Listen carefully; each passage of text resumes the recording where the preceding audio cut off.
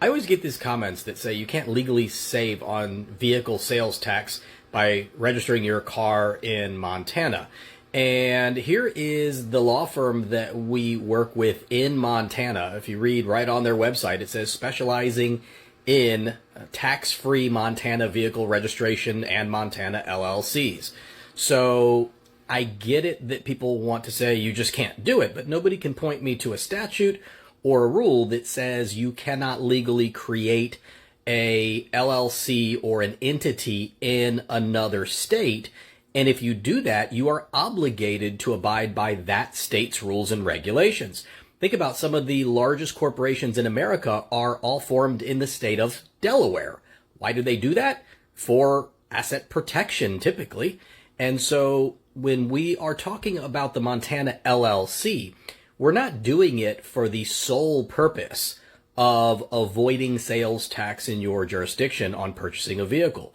We are doing it for multiple reasons. First and foremost is anonymity. Second is asset protection. Third happens to be that in Montana, while we're getting our anonymity and asset protection, there is no sales tax on vehicles.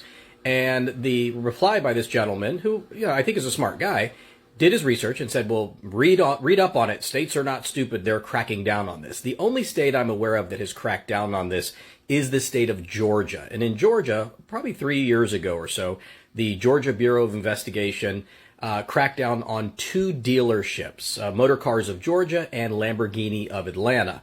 Both of them got in trouble, I believe, incorrectly, but the theory of why they got in trouble was that they were telling people coming into the dealership, hey, if you buy a car from us, we will help you, or we will set up a Montana LLC for you for the sole purpose of avoiding state of Georgia sales tax.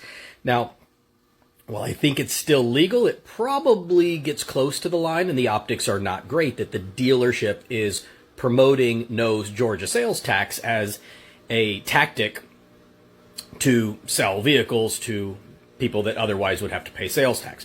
But if you go through a law firm and you're setting up the Montana LLC for multiple reasons and not solely for the reason of avoiding sales tax, then I absolutely have no problem with it, and I would defend that to a judge any day of the week. Worst case is they disagree with you and you had to pay the sales tax that you would have had to pay before. But it's not evasion. They are just going to disagree with your characterization of a tax-free transaction and make you pay the tax. I'll take that gamble. Have a great day.